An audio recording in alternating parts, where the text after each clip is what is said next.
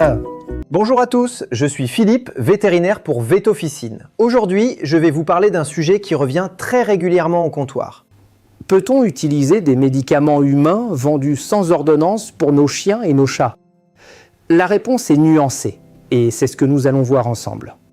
Il y a une vingtaine d'années, la liste des exonérations vétérinaires a profondément réduit le nombre de médicaments vétérinaires disponibles sans ordonnance. La raison est avant tout économique. Homologuer et maintenir une spécialité vétérinaire coûte très cher pour des marchés de niche. Les laboratoires ont délaissé ce segment.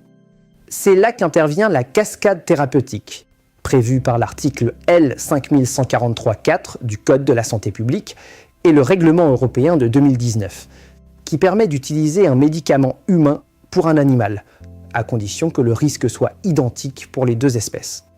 Et c'est là que la formation du pharmacien est indispensable, parce que certains médicaments humains très courants sont de véritables dangers pour les animaux. L'ibuprofène, l'Advil et le paracétamol, le Doliprane, sont parfaitement tolérés chez l'homme. Mais chez le chien, et surtout chez le chat, ils peuvent provoquer des insuffisances rénales graves, voire la mort. Si un client vous demande « Je peux en donner à mon chien ?», la réponse doit être sans équivoque.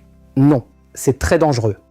Pour une simple irritation oculaire chez le chien ou le chat, les collyres antiseptiques comme Désomédine, Biocidin ou Oftacalme sont bien tolérés. Pour les conjonctivites inflammatoires, Visine apporte un soulagement. Et pour les allergies, le collyre antihistaminique Allergodil est une référence connue.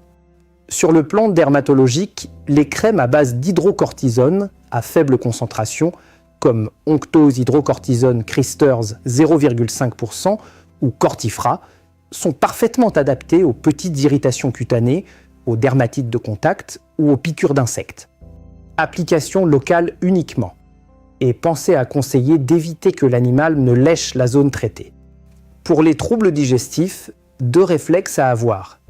Premier réflexe, le smecta, la diosmectite, est un antidiarrhéique parfaitement toléré par le chien et le chat, souvent recommandé en première intention.